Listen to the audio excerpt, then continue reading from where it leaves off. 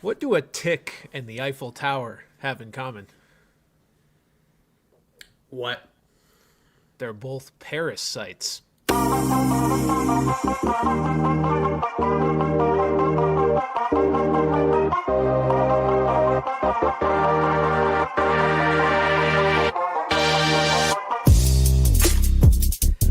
Oh, sorry for the late start, folks. We were having some technical difficulties over on Pat's end. Thank you for tuning in to Bran coverage. I'm Brandon Carney alongside Pat Gustafson. Sorry for the no-show last week. There were some scheduling conflicts. I was still in the great island of Maui. I'm very depressed to be back. I think Pat and I are both depressed for a few different reasons, which we will get into. Look, we got a lot to catch up on, so we'll try to cover, sort of the biggest things that have happened over the last 2 weeks, news, rumblings, what have you. First things first, obviously, I'm back. Got engaged while I was gone. That was a large part. That was a large part of why there was no show last week. I mean, other than actual scheduling conflicts of being busy. But I also figured, you know what?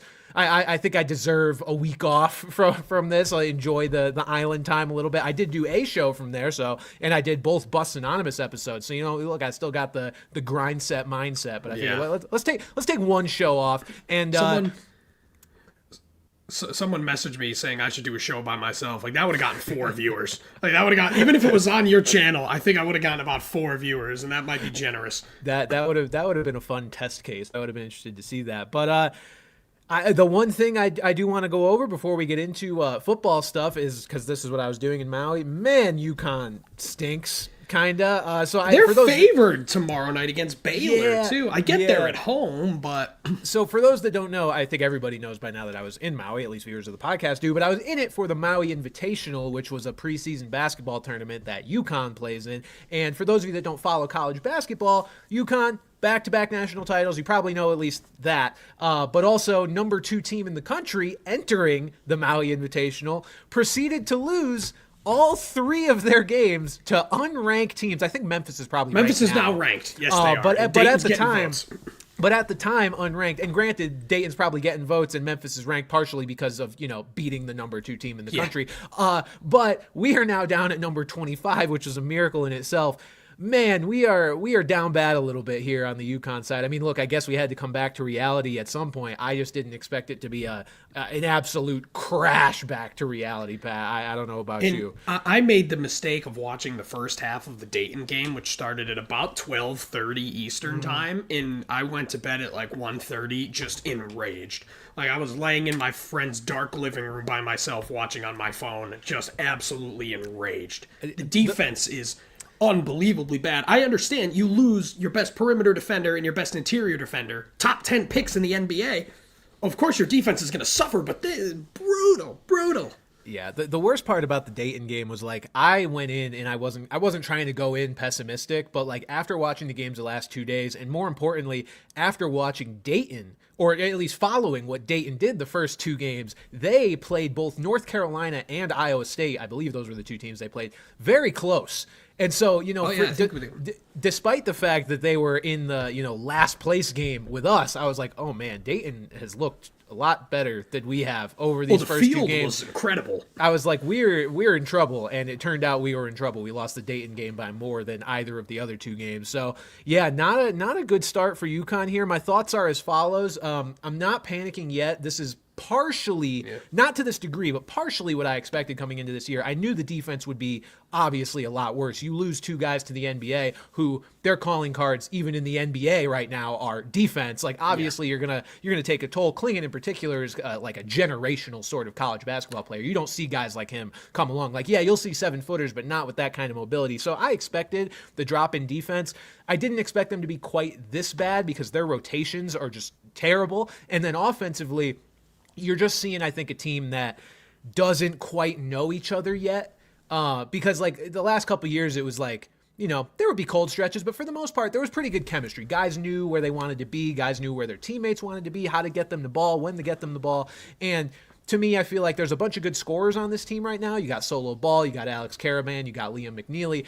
I just don't think they've played together enough yet. I think it's going to get better. My concern is that we've now bungled a chance at some pretty quality wins in Maui. You don't tend to see teams that were this bad in their preseason tournament, have a lot of success come March. And if they don't get things together, and we now know that our best player, supposedly Alex Caravan, is out for tomorrow's game versus Baylor, after this 3-game stretch of Gonzaga, Baylor, and Texas, it's out of order there, but those are the 3 teams we play next. If we don't come out of this with a win or two, the chance for quality wins goes way down because the Big East is not very good this year. Marquette is basically the only... pretty good. I guess. Marquette's really the only team that's looking like a top-tier program right now. So it's getting late early for the Huskies, but not panicking just yet. And I think another thing they're going to need to do is they're just going to need to start playing their better players because, shout out, Hassan Diarra and Samson Johnson. But, Ahmad Noel, the true freshman, needs to be out there. Terrace Reed from Michigan, he needs to be out there. Jalen Stewart needs to be out there. Agreed. These guys are great glue guys, but when it comes down to it, they don't provide a whole lot offensively. And at what point does it come down to Hurley just saying, okay, I need to make sure that our true 7 best players are out there? I understand they only really have 2 bigs, so Johnson is gonna play, of course, but he should be the clear backup in terms of minutes. I agree with you. And folks, for those of you who, haven't been watching the pod for a year plus, this is why Brand Coverage is a mostly fantasy football podcast, because we will be talking, we will be talking Yukon basketball as the season goes along. And also, especially once the NFL offseason hits, the bigger headlines from other sports, but still a mostly fantasy football podcast, which is why we will get into that right now. The last time we spoke with you guys, I had come off a pretty unexpected win over Pat, thanks to Taysom Hill in large part. He got his karma this week. We did. Oh, God. We did play again the week after, and that's why I refused to do the show, actually. I was depressed. No, Pat beat me in our second matchup of our consecutive week matchups against each other, but Pat still missed the playoffs. I missed the playoffs. And the worst part here, I guess the worst part is that you missed the playoffs 2 consecutive years going 8-5. But the extra worst part is now we can officially say Taysom Hill cost you a playoff spot. Because if you beat me, if I started a flex player who just went for 10, 12, 15, you would have beaten me. And you would have gotten into the playoffs off of your record rather than having it come down to tiebreakers, which unfortunately you were the odd man out amongst all the other 8-5 teams we had. So, sorry, Pat. It's really hard when you feel like you played your hand about as well as you could have. Yeah. I dropped the ball a bit in draft. I 0 RB'd way too close to the sun, but I made 2 really good trades. I got rid of one of my Marvin Harrison, my worst pick. That was a great for trade Chase Brown. That's what I mean. I made 2 great trades. I didn't make any glaring lineup errors that cost me a win. Shit just didn't fall my way. Second highest scorer in the league, most scored on. That's fantasy football. It fucking sucks, but you know what? It happens, and I think it's genuinely comical that this happened to me back-to-back years. And those 4 playoff teams should be glad that I'm not in that, because I got a squad. I agree. I think I would have personally liked to have seen you in the playoffs just from a team quality perspective to see what those guys could do. For me, I was just trying to sneak in knowing full well I was going to get the brakes beat off me if I got in, because I have about 2.5 good players on my roster at this point, and one of them tore his ACL this week. That was Taysom Hill. So it wasn't looking good for your boy anyway. Yeah, I think and look, I'm planning to do an episode here in the next few weeks that are full-fledged lessons from this season, stuff we want to remember for next year. But I guess just, a little preview and peek into that.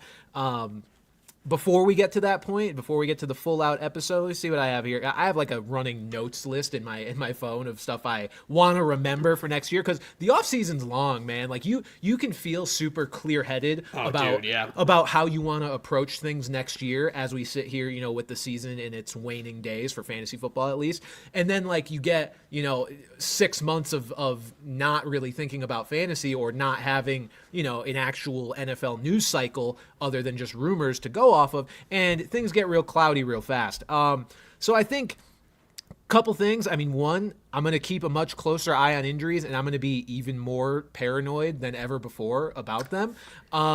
I really don't look, it's hard to come from a place of podcasting about this and advising other people on how to manage their teams and telling them to do this, because this is, for me, like my true sort of sicko mentality for fantasy football that's just overly conservative. But I'm at the point now where it's like, I feel like this is the right way to approach things. And that's just, like you hear rumblings of CMCs dealing with something, or, Andrew Thomas gets hurt, and that makes you a little worried about, I wonder if Malik Neighbors is going to carry the same value, or, Jonathan Brooks is injured and you're banking on him coming back after a month.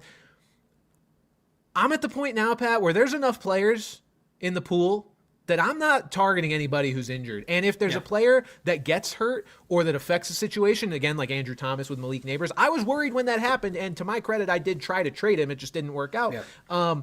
I'm going to trust myself a little more and be overly conservative there, because the most annoying thing that can happen to you in fantasy football is dealing with something that in hindsight you think was preventable.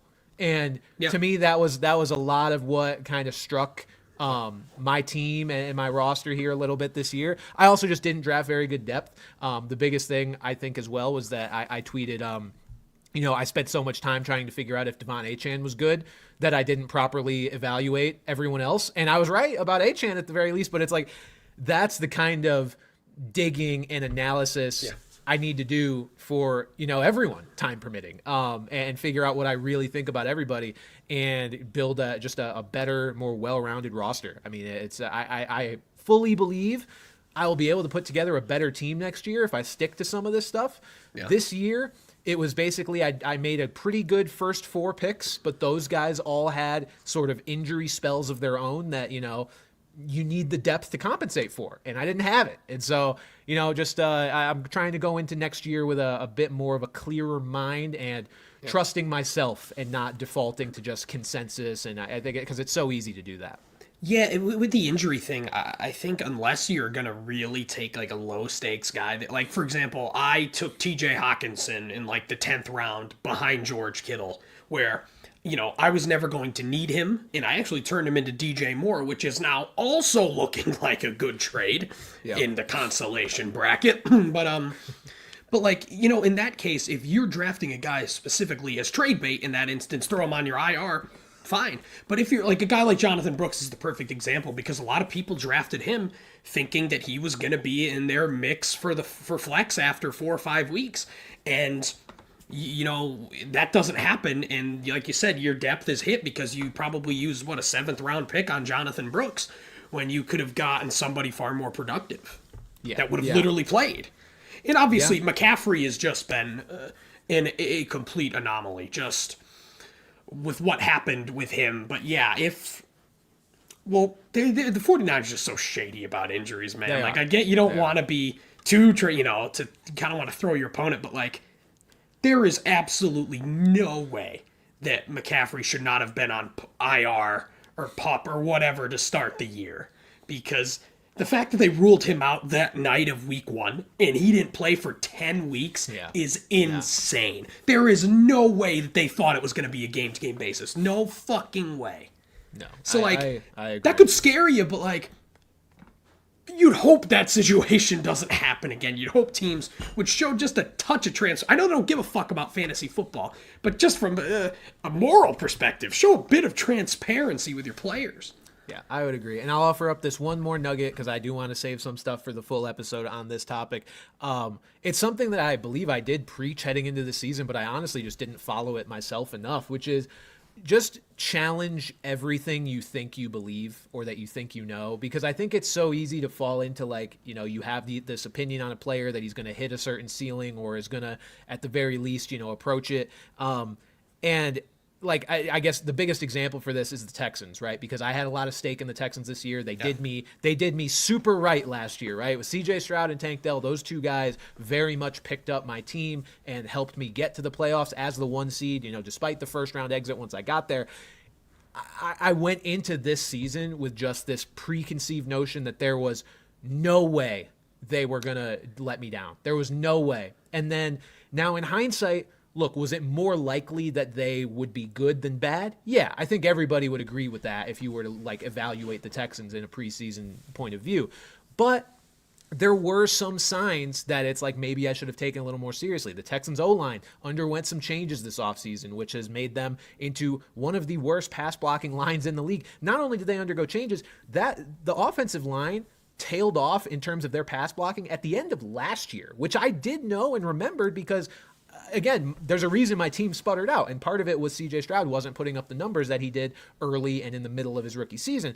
And then Tank Dell, man, like, I think he's mostly a victim of the same sort of situation, because if you look at the advanced stats, he's getting basically as open as he ever was. CJ just kind of has the yips and also has no time to throw. But like, you got to consider all of these factors. Consider the worst case scenario, and if in your head there's even a greater than like 20% chance that happens, maybe go to another direction. Maybe go to a team or a situation that feels a little bit safer. You're never going to get 100% safe, but just something to think about. And that's the thing, the red flag with Tank Dell was that, you know, he probably wasn't going to play a ton of snaps like he did last year, but he was so good in those snaps, and that offense was so good that it didn't matter. I think really kind of just the biggest thing, I guess, in hindsight, is that they upgraded massively at running back. To go from Damian Pierce and Devin Singletary to Joe Mixon, you know, could anyone have thought that they were going to lean on the run this much? No. But looking back, like, it kind of makes sense, but yeah, there's only so much you can predict. Looking back, I think the biggest thing that shaped like my fantasy season in terms of players I drafted that didn't work out, and then players I missed out on because I didn't consider, is this running back free agent class, man, that just ended up being incredibly good. We assumed that like none of these guys were going to be massive fantasy difference makers. Like maybe we thought, we probably thought Henry was going to score a decent amount of touchdowns. I think we knew that, but we didn't really think the yards would be there. Saquon, I think there was a lot of talk of like Kenneth Gainwell's going to play a decent amount on third downs, and he's going to take some of the, and Jalen Hurts is going to vulture every possible touchdown on the ground. And all like, yes, still happening. All like valid concerns, in my opinion, for running backs who are all getting up there in running back age at the very least, and going to new teams, which doesn't generally work out. I think this was such an outlier year in terms of how many good running backs switched teams and just defined this fantasy season, when that was a preconceived thing I and a lot of people had coming in about running backs changing teams, that it just doesn't work out. And so I went in with that assumption, missed out on all the guys who have been great, let them being great affect my other play. Like it was a crazy year. Even Josh Jacobs, we say in hindsight now, it's interesting. Yeah, Josh Jacobs has been really good, even though like his snap count hasn't been quite as high as it could be. But he's still in a really good offense, and he's producing. To have four guys like that is just. Yeah. So I mean, if there's any saving grace, like for those of you that are in kind of the same position I am, where you missed out on these guys that ended up being great this year, the free agents this year, Pat, they're not great. Oh dear. There's not going to be. I mean, anything can happen, I guess, but there's not going to be guys that are quite defining the fantasy football season, I don't think, that are changing teams this offseason. The best free agent running back, I think it's Najee Harris. I was going to say James Conner, but he got extended by the Cardinals, so I can be wrong about him falling off. I'd rather have for Najee another Harris 2 years. Aaron Jones, yeah. Yeah, I mean, you've got guys that are like, Oh, dear. Yeah, it's not good. And the receivers, it's like T. Higgins and old guys. That's it. So there might be guys that, go to a different situation and improve. Like maybe you get a Deontay Johnson and he goes somewhere that doesn't play him 0 snaps like the Ravens are. Or maybe you get, I'm not even going to say Keenan Allen. I think he's getting a little too old. But like certain players who their situation might improve, but you're not looking at a gaggle of guys who are going to be legitimate top 5 or 10 at their position next year, like we had so many of this year. This was just a hard year when you have that mindset of like running backs to switch teams aren't good. That was really limiting for you this year. These are just some of the best running backs in football. Yeah, it doesn't matter where they are. Apparently. Yeah, they had a lot more left in the tank than I think anybody really thought they did. And if you managed to snipe one of those guys and you were a believer, kudos. You're probably headed toward your team's playoffs. Honestly, if you got really any of those 3 guys, your playoff chances are probably pretty high, or I guess 4 if you want to include Jacobs. All right. Let's get into the news over the last 2 weeks, most of it coming from this week, but we've got some stuff. Good evening. I'm Ron Burgundy, and this is what's happening in your world tonight. So we mentioned Christian McCaffrey earlier. Man, from bad to worse. The guy misses 10 weeks, comes back, seems like, he's obviously slow getting his feet back under him. Seems like he's finally getting going. Looked honestly really good early in that Bills game. He looked great. And then injures his PCL, separate injury from what he's been dealing with, and is now on IR and effectively done for the season.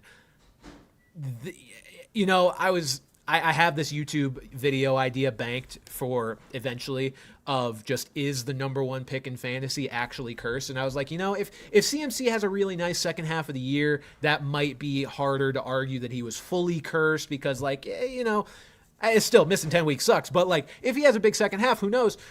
This is this lends some more credence to that idea of the number one pick in fantasy being cursed. Just a brutal, brutal lost year for CMC.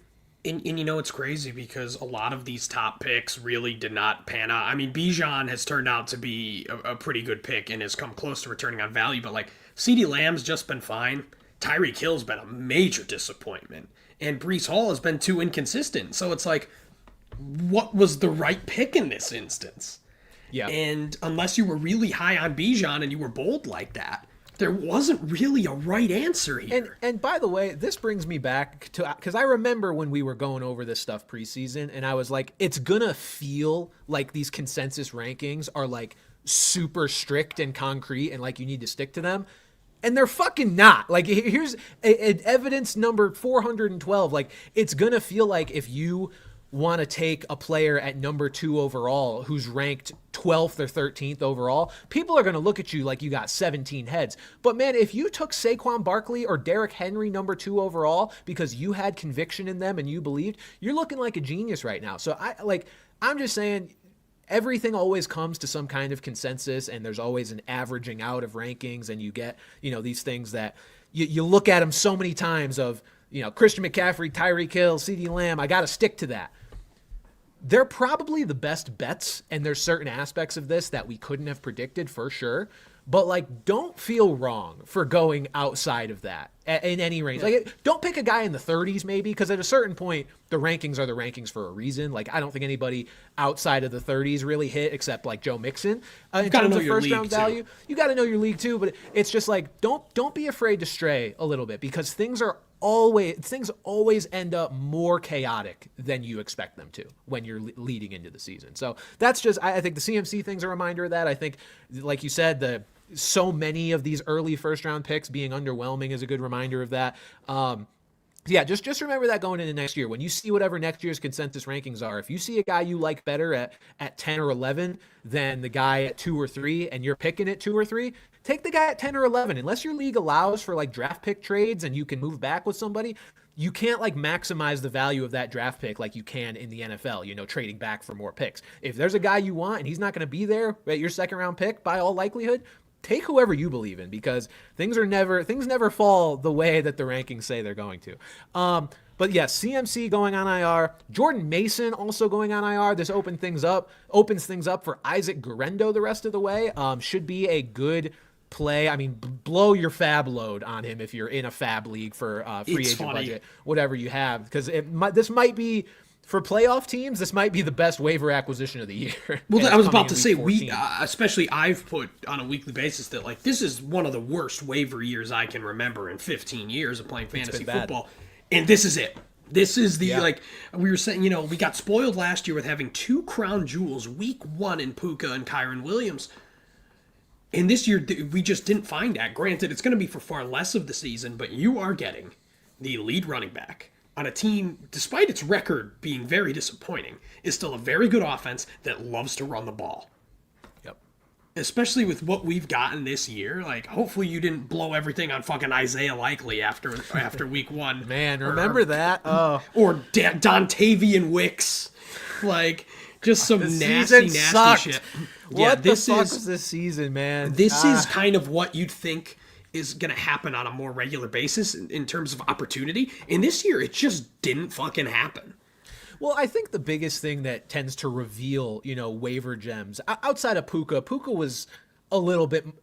To me, Puka was more shocking than Kyron Williams, like for his emergence. Oh, of course. I mean, because we knew Kyron Williams existed. Puka was some fifth-round rookie who knows? Right. Could have been nothing. I think the biggest thing that reveals like these waiver gems most of the time is a starting running back who gets hurt. Running backs didn't get hurt that much this year, which is why I think we're going to sway so hard next year toward like you're going to see more running backs in the first round. It's always fantasy's always a cycle of what ends up being the prioritized position, and I think because of recency bias and because of this year and because of running backs not getting hurt, you're going to see.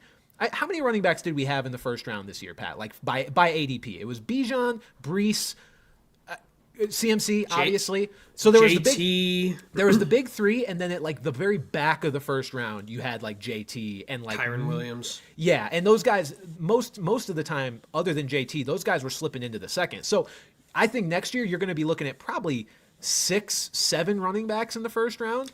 And that's just the reactivity of it. So I think, that's why really no major waiver guys popped up this year, because there were no top running backs that got hurt until right now with CMC, and then Jordan Mason, who was rostered, likely is also going down. The only thing that happened was McCaffrey, but everyone drafted Jordan Mason because they knew that there was at least some level of skepticism with Christian McCaffrey. So like, just these opportunities, and when they have occurred, it's only been for a couple weeks. Like Tank Bigsby had a couple weeks. Kareem Hunt had a really nice stretch, but that's over now. Even so that will like be forgotten in the grand scheme. Exactly. Of time. I mean, we just forgot about it until now. Exactly. So that's the thing, is that there hasn't truly been a guy that you've been able to pull on waivers that has just been a stalwart in your lineup on a weekly basis. You're getting it now. It's way too little, way too late. But I mean, hey, it's perfect time for this. If you're in the playoffs and you could somehow get Isaac Orendo, jeez. Yeah, man. that is quite a boon. I do want to bring up this question, Pat, because I think it becomes a lot more interesting now. Look, if CMC had finished out the second half of the season and looked like himself and, led some teams to fantasy championships, if you managed to stay in contention despite drafting him first overall, or maybe you even traded for him, I think it would have been pretty easy to justify him being a first-round pick again next year as a 49ers running back. Where are you drafting him now? Next year, you're on the clock, or I guess you're not on the clock because that's not the right way to word this, but where would you feel comfortable drafting CMC? Or I'll even accept this, are you out altogether? Because I think I'm out altogether. Like, maybe if he falls to like the third, but like that's unlikely, In terms of like ranking him, like, having to rank him per se, like, obviously Saquon and Derrick Henry ahead of him. Bijan and Breece Hall are still ahead of him. Kyron Williams is a workhorse running back. He's still ahead of him. My boy Achan's ahead of him. Oh, Achan's way ahead of him. And then you've got guys like Jonathan Taylor who could be ahead of him. Blank. Joe Mixon. We talked about Joe Mixon, even though he'll be another year older. You could argue Joe Mixon. You could argue Chase Brown has been really, really good. If they give him the keys next year, Isaiah Pacheco will still be a thing. So I think if anything, he's like a fringe RB1 in terms of getting drafted, because at the end of the day, we could all look like idiots next year, and McCaffrey could play a whole year and dominate and be the overall RB1. But this skepticism, this injury problem is just too much, especially when I just named 10 guys who are really solid guys going into next year. Yeah, I think for me, I've been an avid defender of like being injury prone isn't a real thing. Like some guys just have bad luck, even when it's on the same like limb. Like sometimes things just happen, and we like to ascribe these guys or describe them as injury prone because it's easier for us to just classify a guy rather than actually dive deeply into, man, I guess he just had some bad luck because football is a violent sport and all that. To me, these injuries, but more importantly, the age on top of the injuries, I'm probably out. Like Christian McCaffrey is going to be how old at the start of next season? He's probably ancient for a running back. He's probably still in his 20s. Yeah. But he'll be 29 at the start of next season. Yeah. When you combine that with just the absolute mess of injuries that he's had this year, and the fact that his name value and the fact that I assume he will head into next year as the 49ers starting running back, so that's like attractive to the casual player in itself, I can't imagine he slips out of the second round, and I don't want him in the second round. I don't want to invest early of a pick in him. I guess unless you get the handcuff, but like the 49ers have not been transparent over the years in who the handcuff is. We thought like Elijah Mitchell's been the handcuff in the past, and then we heard like Jordan Mason was encroaching on him, and then obviously, Mitchell was hurt this year, so that's why it's Mason. But now Guarendo's going to get this extended look, and I'm predicting he'll look pretty good. It'd be one thing if they had a clear number 2. I don't necessarily think they're going to, and I don't necessarily think that diving into a guy who you need to deal with that kind of thing is worth it in the second round, with at the very least with my replenished perspective of be paranoid and don't mess with these guys in the early rounds. I think Jordan Mason has produced enough where he will be that guy going into next year. And another I thought about, I'd rather draft either Lions running back over him next year, even David Montgomery. And I think you could even argue Josh Jacobs as well. So, like, right there, that's 12. Like, right there, like, we're already talking McCaffrey at best, a back end. And how do you pronounce the Boise State running back's name? Ashton Genty. Is it Genty? That's what I thought. Genty. Yeah, I've somehow never heard that name said. But depending on where he goes. Ashton Genty, Pat, that's going to be a top 10 fantasy running back. Especially, like, say he goes to, like, the Cowboys. Pat, if he goes to the Cowboys, he's top 5. I will rank him top 5. I'm not kidding. Like, that's the kind of player he is and the kind of workload he would get in Dallas. And I would draft him not up to first snuff overall. on rookies, too. So, like, there could be more that could be drafted into a good system, too. We just don't know. Oh God, yeah. No, I mean there probably won't be any other running backs that are like RB1 worthy. Preseason. Genty's the only kind of guy that's going to get that hype right out of the gate, and deservedly so. Assuming he goes to it. God, I just really don't want him to go to a team where he's going to split. Even if he goes to a team where he splits, I think he'll be good and have value. But if he goes to a team, as much as I also don't want to see him like succeed for the Cowboys because I hate the Cowboys, there would be a case for drafting him first overall on a team like that, and that's my genuine opinion. So yeah, look, CMC next year, it's a tough ask. I think I don't know how you draft him. Certainly not in the first round. No. I think the second round is tough. I think for me, like this is where it's like, I guess do as I say, not as I do, or where my advice is going to differ from what I would do. If I am telling you guys out there where I think is a quote-unquote smart place to draft Christian McCaffrey, I think very late second, early third, if you can get his handcuff. But I just personally will not be doing that. I don't see myself going. You've also got to bear in mind the reward there could still be massive. I understand. I mean, look, we just got done talking about how we basically wrote off Henry, Saquon, and Mixon coming into this year, and they are backpacking teams. And look, it's a long offseason too. Maybe the Niners reinvest in that O-line. I think aside from McCaffrey himself, one of the biggest issues with the Niners is that their offensive line is essentially held together by one guy who misses a lot of games. Like that line outside of Trent Williams is not good. Trent Williams so is not maybe they rebuild that line, and I feel a little better about taking the leap. But as of right now, it's not looking great. All right. Let's move into, I guess, a little bit of the MVP conversation this year, and we can also tie this back to fantasy. But after that 49ers-Bills game, Josh Allen is a certified freak, played like a monster, scored like 11 points on one play because he kind of threw a touchdown to himself. I still don't know how that scoring works. But I was always under the impression that that was a rush for the guy who got the pitch. Too. But I guess it kind of makes sense because then the pass has to go to someone, and if I don't know, but I just genuinely didn't know that. Like I was under the impression it was a rush, so that's insane. The fact that he genuinely had 11 points on one play, especially full point PPR leagues, it's even more hilarious. God. Yeah, no, here's the thing. In PPR, he didn't get a reception. That's right. He didn't get a reception. That was like the quirk of that whole thing, too. No catches for however many yards in the touchdown. Like that's 4 yards or whatever. Yeah, very, very weird scoring play. But this has ballooned the conversation that I want to have about who should be the MVP. Because after that game, Josh Allen leaped into being the MVP favorite. Now, granted, he was the MVP favorite before last week as well, and then, just kind of fell by the wayside. But now he's back and heavily favored, might I add, over Saquon Barkley, who's currently in second place.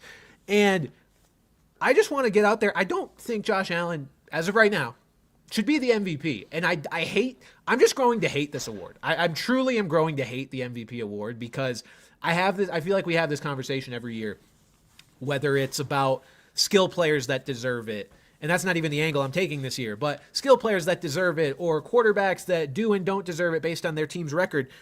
It's so narrative based now, the MVP, that it's just driving me crazy. Like I even tweeted after the Niners-Bills game, so I'm not, innocent in all this. I was like, Josh Allen's the MVP favorite. This is his award to lose. And then I looked at the numbers. Pat, Lamar Jackson's numbers are so much better than Josh Allen's right now. It's not. I didn't realize Lamar Jackson was tossing out 29 passing touchdowns and 3 interceptions to this point in the year. I simply didn't know it was like that, on top of, pretty solid rushing contributions. Josh Allen, to his credit, is at 20 passing touchdowns and 5 interceptions, and that's really good. But what are we doing where Lamar isn't clearly better and has better numbers, and yes, his team record is a little bit worse, but his defense is also much worse. It's just very strange to me, the things that come into play for MVP that have nothing to do with the player that we're talking about, and that seems to be what's helping Josh Allen right now. And I don't want to come off like a Josh Allen hater. I want him to win an MVP. Even as a Patriots fan, I genuinely like Josh Allen. I like watching him play football, but it's odd to me. I'll even say this, and this is some of the MVP purists about record won't like this, but Joe Burrow should be ahead of Josh Allen right now. I know his team stinks, but this dude's got the most passing touchdowns in the league. I think also has 5 interceptions. Pat, 30 touchdowns to 5 interceptions is We're all psychotic. 5 of the interceptions this week. Yep. I know. I just don't understand some of the things that go into it. I think Lamar, Burrow, and even Saquon Barkley at this point should be ahead of Josh Allen. And I don't know. To me, it's a weird thing that the NFL does. I don't get it. It's just weird, the fact that an offensive player wins MVP and not offensive player of the year. That too, yeah. It's basic. Offensive player of the year has basically just become the best non-quarterback, unless there's not a standout guy. Saquon's got that one locked down. He's clearly been the best non-quarterback, and Jamar Chase has been very good as well. But what Saquon's been doing. But yeah, it's just the quarterback is such an important player, and obviously wins aren't a QB stat necessarily, but if they're not winning games, it's going to be something of a reflection on the quarterback, right? So I understand why it's a narrative thing, but yeah, it's kind of lame. It's kind of lame. It should be Lamar Jackson again, but even last year, it was like pulling teeth to give Lamar another MVP. I see, I've never... Not never, but wins aren't by design a reflection on the quarterback. I think Joe Burrow is a perfect reflection of that. Forget the fact that, Lamar's numbers are better than Josh Allen and the Ravens have a worse record. That's one thing. They're behind him by 2.5 games. The Bengals are objectively a bad team, and it's all because of their defense. Burrow is out there literally going what? Yes, coaching. Burrow's out there what more do I have to do? And so when you get down to an award like MVP, that's an individual award, why does it matter what the guys are doing on the field while Burrow's on the bench? Is Burrow supposed to go out there and pick the ball off and, rush the passer? Colorado fans, yes. That's a different story. I don't know. I don't get it. I thought it was just a funny thing I wanted to bring up because, look, Josh Allen is having an incredible season, but for him to just be far and away the MVP favorite, to me, makes me just not want to even talk about or care about the award anymore. And last year, I don't care about it. That's the thing. I don't care. I just think it sucks because people do look at things like that and let it shape a guy's career and how you look at a player. And I didn't think Lamar deserved it last year because his numbers weren't that good. The Ravens were just really good. So I think it just sucks because it does come into play. Just NBA fans love to bring up championships, even though that's also a team sport, and I don't know. Well, it's a lot more individual based. Out of the four major sports, if there's one where someone's going to backpack a team, it's the NBA. Obviously, only 5 players on the field. Someone in chat brought up Ohtani and Trout being on the Angels and winning MVPs. Because baseball, you're only going to hit 3 or 4 times a game. There's only so much you can do. So in baseball, it doesn't really matter. Football, when the individual players, especially the quarterback, have a lot more, importance to the team performance, then yes, I understand why we're going to need to see a really fucking good season from someone on a bad team to win MVP. All I ask is that individual awards actually just focus on the individual, but I guess that's asking a little too much of the NFL and the public in general. It is what it is. Okay, Justin Tucker, Pat. Dude fucking sucks. Speaking of competitive teams, and I promise we'll get into fantasy stuff here in a little bit. We've got our Mount Stud. This is relevant pickups and all that, but this stuff is relevant just to the NFL as a whole. And again, brand coverage is not just a fantasy podcast. Justin Tucker seems to be washed, and maybe washed is harsh because I think he might just have the super yips, but I don't know what's causing them. It's very weird. That's the thing. How? Yeah, we're looking at arguably the greatest kicker of all time, and I don't think it's arguable.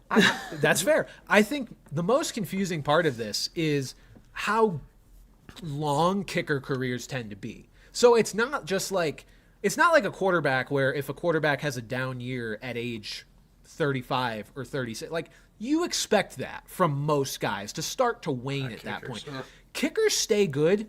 They can stay good till age 45, as we saw. Sebastian Janikowski had an AARP card in his pocket kicking field goals. Matt Prater, I think, is still alive, even though he's not. I think he's still on a roster. I think he's hurt right now because I know Chad Ryland's kicking for Arizona, but he's a guy who came into the year expecting to kick. There are kickers who regularly play into their 40s.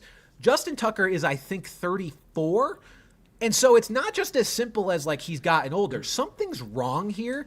And so it makes it so difficult for what do the Ravens do? Because this is a playoff Super Bowl caliber team, and they just had a game against another contender, choked away because of their kicker. If Justin Tucker makes his kicks against the Eagles, the Ravens win that game.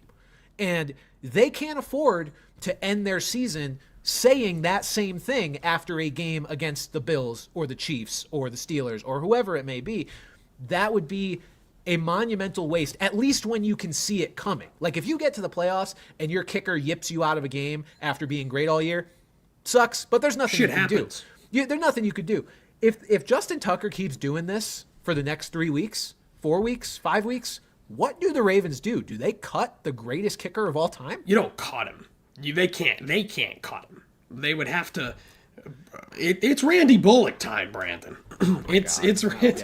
But to that point though, there's just it's not like you're just going to be able to go pluck a good kicker. There's a reason why these people aren't starting kickers because they're bad. With even some of the starting kickers right now are pretty fucking bad.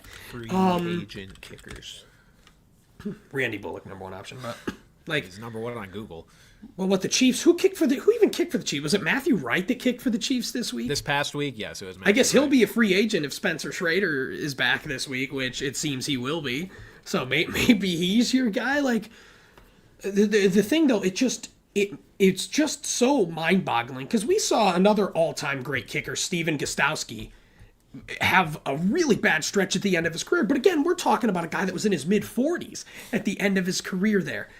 Like you said, this guy's only 34, and he was, until this year, the most accurate kicker in qualified kicker in NFL history. Brandon Aubrey, I imagine, is the we'll get that when he's able. You know who the highest one is now?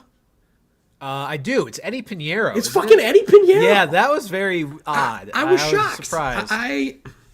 I would have never guessed. I would have never guessed that out of everyone it was fucking Eddie Pinheiro. But yeah, it's true for the Ravens because there's no real alternative. You're bringing in a replacement level at best kicker to replace, albeit a very struggling, greatest kicker of all time.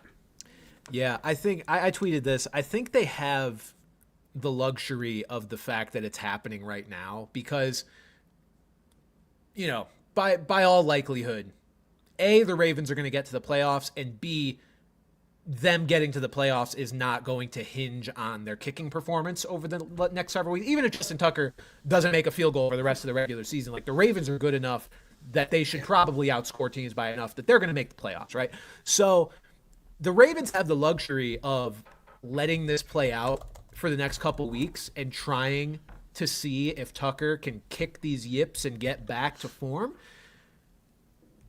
But if he doesn't, you can't go into the playoffs with Justin Tucker like this. You can't. I think you maybe phantom IR him or something, because, I mean, he's missing this many kicks. People will believe he's hurt. Trust me. If you want to say his quad's tight or something, you could put him on IR and call it a day.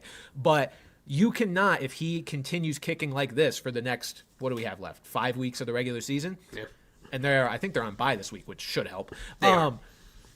You can't willingly go into the playoffs, because then if you do lose a game because of this, it's like, God, you watched him do that for 2 months. You mean to tell me you were just going to hope it was going to get better? And yeah, free agent kickers aren't great, but any free agent kicker right now is better than this version of Justin Tucker, who is struggling to hit, medium field goals. Now, we're not just talking about the 50-plus yarders anymore like we were in the beginning of the year, which, like, that's my other concern, Pat. This isn't like a recent thing. It's gotten worse, but we had these concerns basically like a month into the season, because we were like, why is Tucker missing these 50s? Like, you can deal with that because not every kicker hits 50 yarders at a decent clip. A lot of them do, except not all of them. Fairbairn, but I mean, there's a lot more now than there used to be, but still, you can accept a guy who is automatic inside 50, even if he can't hit outside of 50. That's okay. But, like, he was missing those. Those were so commonplace for him. And now it's just spiraled. And that's why I'm like, I don't know that I'm going to expect it to get better this year. This feels like he would have figured it out by now kind of thing.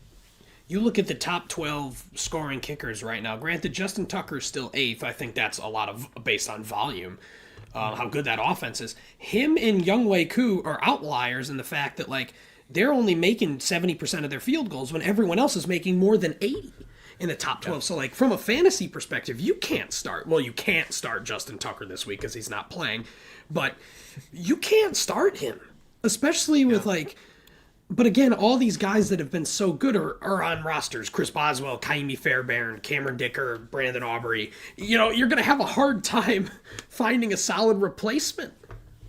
Ravens might just be better off going for it on every 4th down and going for 2. Honestly, I'd be kind of scared of that offense if they had that kind of freedom.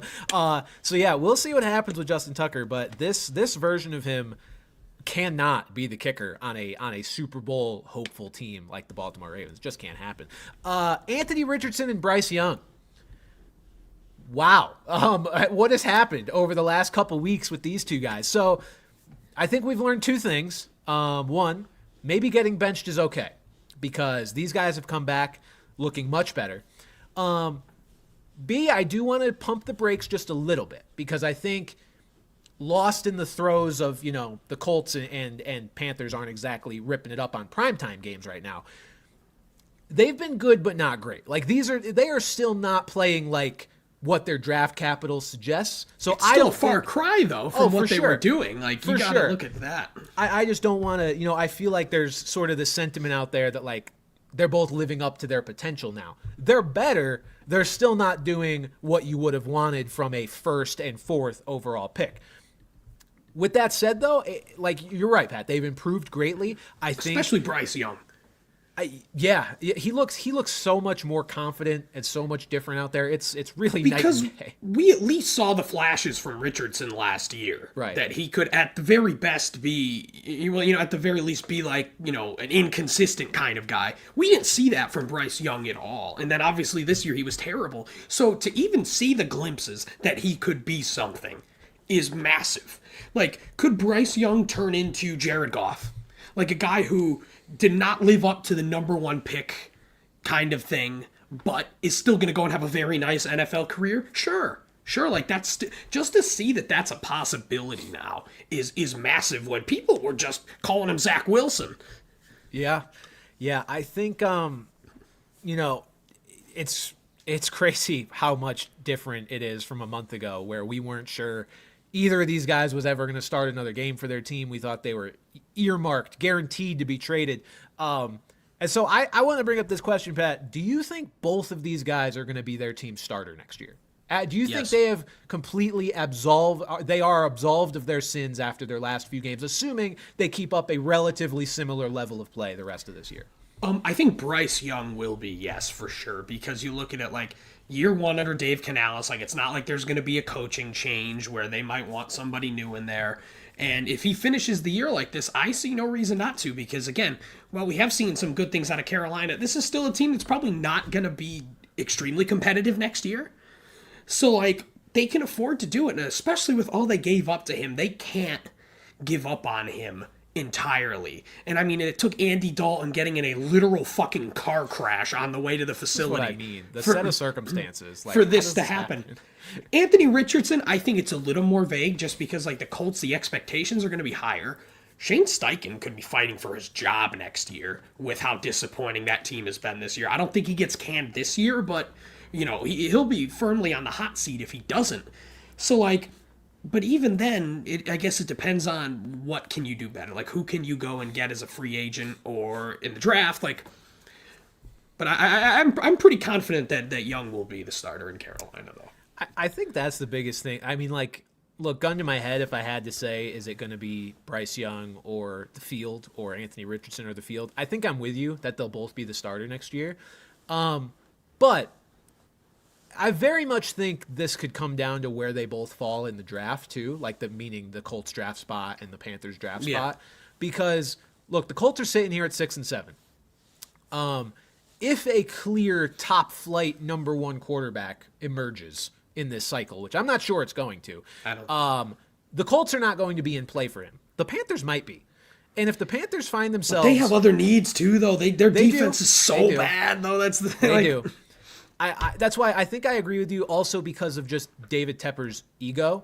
I don't think he's going to allow... But yeah, considering this was a David Tepper draft pick, effectively. That's what I mean. Like, I don't think, you know, now that there's been signs of life, I don't think he's going to let them get off of him completely. But I would not rule out, like, a surprise quarterback pick for either of these teams on draft day, just because we saw how bad things can and did get with both of them at the helm. And I understand, you know, both these guys have passed the eye test a lot better now in the last few games than they did prior. But, like, they also aren't facing these, like, world beater defenses. Like, Bryce Young, let me pull up his numbers real quick. He faced the Bucs defense, which has gotten shredded by a lot of quarterbacks this year. Namely Kirk Cousins. So, look, he threw for 298 yards and a touchdown, no interceptions. And I don't want to take that away from him because that is much better, regardless of defense, than anything That's what I mean. He wasn't doing that against anybody.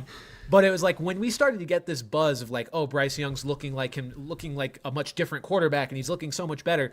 It started really with the Saints game, which was his second game back as a starter, where he threw for 171 yards and a touchdown and a pick. And then it continued in the next game where he threw for 126 yards and a touchdown and no picks. I just don't want people to blow this out of proportion.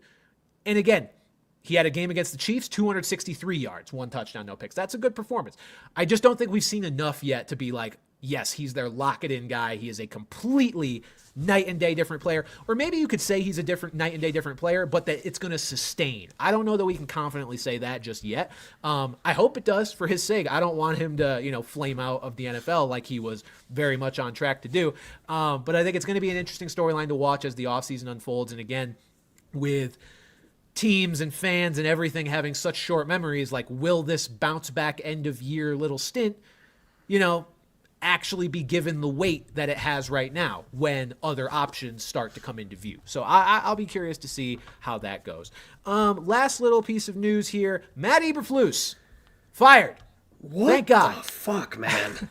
Every coach that's been fired this year, I would argue, except for Robert Saleh, completely 100% expected. It's just been like staggered throughout the year between Dennis Allen and who's the other one? I'm forgetting the other coach that got fired. There was Dennis Allen and oh fuck, was there a third? There was a hold on, god damn it. Sorry, folks, technical difficulties. I don't even know if I'm going to remember it from looking at this, but I know there was another coach fired. I mean, obviously you had Getsy as the offensive coordinator, but that's not who I'm thinking. I'm only thinking of three now with. I have it written down here. Hold on. I gotta open up my document and content and whatever. Coaches fired. Okay, sorry. No, not another head coach. I was thinking of Shane Waldron. Never mind. Which obviously happened before Eberflus. But yeah, the coaches that have been fired between Eberflus and Dennis Allen, both expected. I think the only one that's hanging on for dear life is Doug Peterson, and I still don't know how this man has a job as of this. I'm telling you, that's the punishment. is that he's He going has to to have keep to stay coaching. finish the season. He has sounded like he's wanted to be fired for about 2 months now. So I think you might be right. They're punishing him by not firing him. I guess kind of the bigger brained opinion, Zach Taylor's got to go. Zach Taylor's kind of got to be a big change here. And like the Bengals need to kind of go in a specific direction where like they're built with the players they have to have this kind of like you can't go and get, you know, a more defensive minded coach for that team. You need a Bobby Slowick, a Ben Johnson, a Liam Cohen, one of these guys that Zach Taylor in theory should be. Right. To really help these guys, but just some mind-boggling decisions. That defense is so bad. At the very least, Lou Anaramo's getting canned, and he was a popular head coaching candidate last year too. But I just don't see they got to make some kind of change here with how good Baltimore is every year, and now Pittsburgh looking to be trending in the right direction. Like, yeah, I think it's difficult just because. You know, you mentioned you don't want to go hire a defensive head coach. Realistically, that has just not been the play for a few years now. You want to go offensive-minded. Depends on the team. It can work. It can. I mean, I think the hit rate is a lot lower if you look at like coaches that have been hired and been successful the last few years, or at the very least, I'll just say that. I think it's been lower. But like Zach Taylor, you know, he is an offensive-minded head coach, and his offense, credit whoever you want, is firing on all cylinders. Like, you fire him, and I think you risk the offense taking a step back. If you're going to fire Zach Taylor, you have to be really confident that it's because he's a shitty leader and that you can go out and find a better leader who is at least close to as good of an offensive, you know, mind, because he's still believed to be pretty good at that. You know, maybe there's folks out there that just believe this is a Burrow carry job, and that's fine. But to me, every piece is a piece of the puzzle, and when you get rid of one, you risk regression in that category. And this is the best the Bengals offense has looked in years. Yeah, and I need to say it too. Antonio Pierce has got to go. I hate to say it. Like, you know, I am not a big fan of one and dones. Like, I understand you need to give them some time, but you at least need to see things are going in the right direction. Like, you could see the vision with Dave Canales and Carolina, even though they're still really bad. This team is nothing.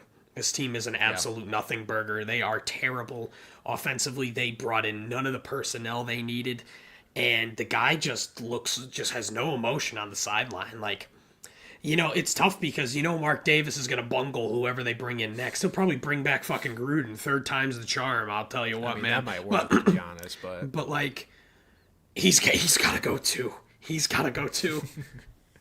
Yeah, I remember I did a YouTube video in the offseason, like, grading every head coach, and I did, like, good, mid, or bad hire.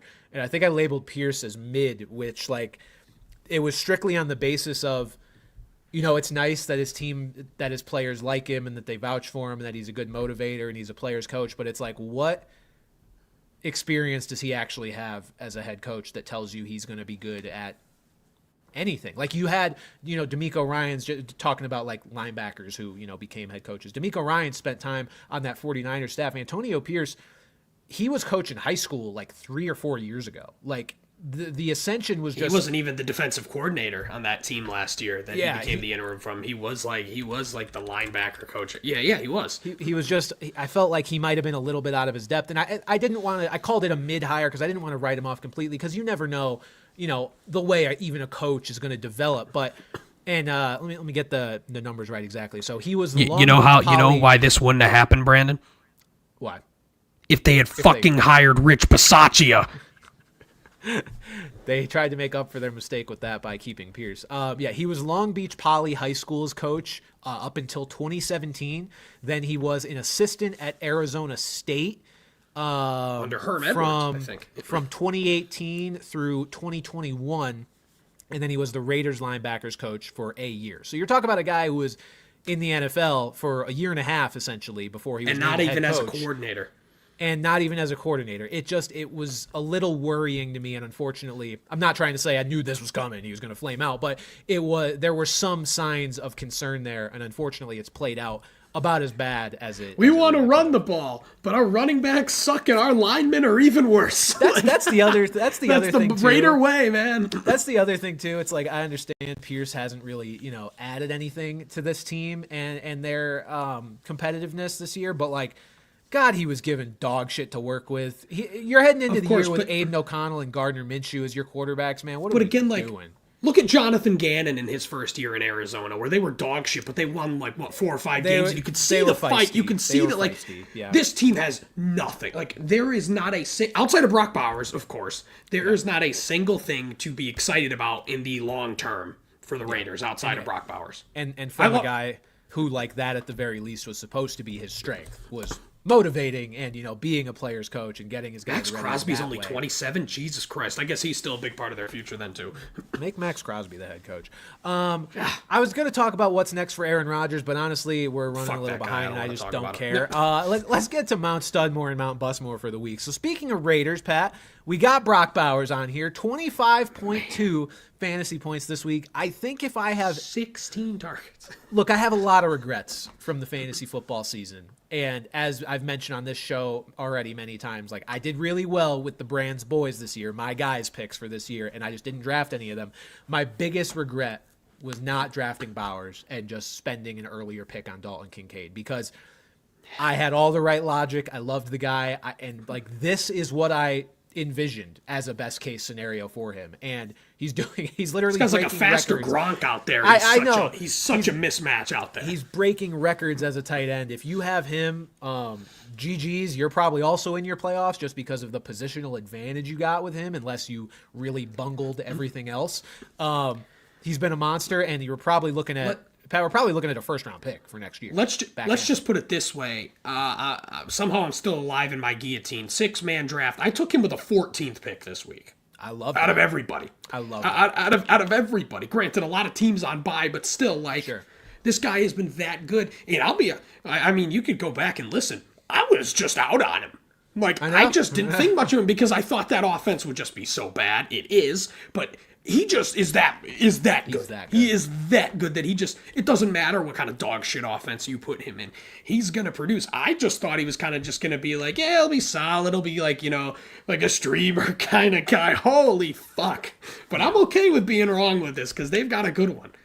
Yeah, he's been a freak. A guy that I vaguely liked by association, but didn't really hype up, much on his own merit. Bucky Irving. 26 points, appears to have completely taken over this Tampa Bay backfield. Definition of a league winner from the perspective of peaking at the exact right time. He's already on roster, so you can't go pick him up. But this guy's turning into a clear-cut RB1. 2 weeks ago, I got him in a dynasty for Tank Dell in a second. No, I got Bucky Irving in a second for Tank Dell. Bucky Irving in a second for Tank Dell. I mean, look, I'm not out on Tank Dell. I'm the number 1 seed in that league. So I'm not totally out on Tank Dell long term, but oh no, but for this year, that's why I said that's a W. Probably everyone on my team was on bye 2 weeks ago, except I only had one starting running back on my team. So I'm fuck it. I think as of right now, Bucky Irving, even as a long-term play, is probably a better bet than Tank Dell, just because of the fact that Tank Dell is going to be playing alongside Nico Collins, if and when the Texans figure things out in their passing game. Bucky Irving just becoming a monster. I think maybe more than any player, fascinated to see where he ends up next year, ranking-wise. Because depends what they do. Do they go and bring someone else? And that would be such a Buccaneers thing to bring someone else in. I doubt they bring you would doubt it, in theory. I wonder, because is Rachaad White a free agent, or is he just going to stick around as a supporting player? I think this is only his 3rd year, correct? So he'd have one more year. So, yeah, let's see. Rachaad White, he is under contract for next year. So, yeah, unless they trade him, to me it feels like a situation where they're probably going to head into next year with the same guys. And if they do that, Rashaad's going to get some of his, but it might also just be a case where that will suppress Bucky's value a little bit, maybe push him into, I don't know, the early 3rd round. Because if this was Bucky alone in this backfield, with how good he's looked and the offense he is attached to, 2nd round at worst if he was alone. But with Rachaad White, maybe enough people will talk themselves out of it. It might almost be a good thing if and when Rachaad White comes back to this backfield next year, because Bucky is the alpha now. He has literally ripped the job from a healthy Rashad White's hands. Like, there's no excuses. He's just Remember the player. Sean Tucker game? I do remember the Sean Tucker game. I do. But yeah, see, the better running back is too, prevailing. And even with the Bucks, struggles without Godwin, and they just got Mike Evans back now, they're still a good offense. They're still producing from a fantasy perspective. So Bucky Irving's a guy, is a must start. He is a must start going forward. Raheem must start. Man, remember that guy? Third member of Mount Bustmore today is Jaden Daniels, another Studmore. Studmore, thank you. Sorry, I'm hammered. I'm trying to go to freaking fantasy page so I can look at his stats. Yeah, this is a very rookie-heavy Mount Studmore this week, I guess, except for our last guy that kind of just makes me want to vomit. But Jaden Daniels got back to his elite status this week with 28.6 points. Over the last few weeks, my camera's like in the way of the stats I'm trying to look at. Am I getting the numbers right? 27.64 points, I guess. Maybe he got stat corrected. Last week he had 30.4 against the Cowboys. So he seems to be back to form after a little over a month of pretty mid games. I think this guy's ready to carry you to a fantasy title if you have him on your roster still and are in the playoffs. Defenses he's coming up to face, there's like one kind of threatening defense in there with the Eagles. You got the Saints, then the Eagles, then the Falcons, and then if your league for some reason plays in week 18, you also got the Cowboys. Sucks that he's on bye this week for any league like ours that actually starts the playoffs this week. But yeah, Jaden Daniels very much back to form, and also going to be interesting to see where he gets picked next year with his rushing volume. But finally, the guy that I'm very upset is on here because, I don't know, I just kind of don't like him. It's Jerry Jeudy. Jerry Jeudy with a masterclass. You cannot deny. Jerry Jeudy with a masterclass on what I thought would be like the ugliest Monday Night Football game of the year. It was fucking lit. It was awesome. So lit. Jerry Jeudy went for 36 in half PPR. So if you're playing full PPR, he had like 45 or something. And the thing is he was started, I know I've got multiple friends who say they have to start Jerry Jeudy on a weekly basis because their teams are bad. So it's like, what the fuck? Yeah, and look, again, credit to Jerry Jeudy. Like, he's been good for the last month or so. He's been putting up double digits ever since Jameis took over, basically. But, man, 36 against his former team, that had to feel good. And I think you should probably start him the rest of the way as a flex, even with these tough defenses he's playing, because Jameis likes to throw him the ball. I mean, 11 plus targets in 3 of their last 4 games. Their passing offense kind of funnels through him. Now, granted, this game was without Cedric Tillman, who had emerged as seemingly their wide receiver 1 in his own right a few weeks ago. So when he's back, maybe it looks different. But even when he was playing over the last couple of weeks before the concussion, Jerry Jeudy was, a little more consistent than Cedric was. Take it from a Cedric owner. All right, moving on to Mount Bustmore. We've got Kenneth Walker, 5.6 points. This one's a little bit weird. I don't know exactly what's happening to Kenneth Walker and why he's been so unfortunate these last few weeks. Because look, the Seahawks O-line is not good. We knew that. But then why was he so good earlier in the year? He hasn't gone over 13 points since week 7. It's been 5 straight weeks of he's kind of cracking double digits occasionally, but this week was really a bottom out with 5.6 against the New York Jets. You're still starting Kenneth Walker, obviously, but it's getting concerning, especially with the usage of Zach Charbonnet seemingly only getting better and going up. So sorry to the Kenneth Walker owners out there. Breece Hall, 6 points. This one sucks. I don't know. I don't know what more there is to say about kind of the lows that the Jets offense has had at times this year. This was not what we envisioned when we drafted Breece Hall. Now, don't want to overreact. The last game Breece Hall played, he had 27.6 fantasy points, but the inconsistency, much like Kenneth Walker over the last, over the course of the full season, but the inconsistency over the last month plus, from week 8 on, 9.4, 9.5, 10.3, 27.6, 6.0. In half PPR as a player you drafted in the top 5, it's not going to cut it. And no. It's just a result of this Jets offense being an absolute roller coaster of emotions. And that's the thing, the numbers at the end of the year won't look so bad in terms of where he finishes, but he could have very well lost you a lot of weeks. Like, you could have had Brees on, but like, oh, he was the RB11 on the year. That's not that bad. But the way he was doing it is not necessarily going to win you a lot of games. Yeah, it's not conducive for fantasy success. It's why, like, those season-ending finishes can always be a little deceptive, and you got to look into, like, what a guy actually did to get there. Because if he's top 15 and but he did it by scoring like 40 twice and then was ass for 15 weeks, that's not really a player I personally want to own. That's an exaggerated version of Brees Hall. Obviously, that's not what he's doing, but it's the consistency is not there for him. Chuba Hubbard, 2.3 points. It seems like the demise of Chuba Hubbard may be here. Well, he did have the fumble hurts. Yes, the fumble does hurt.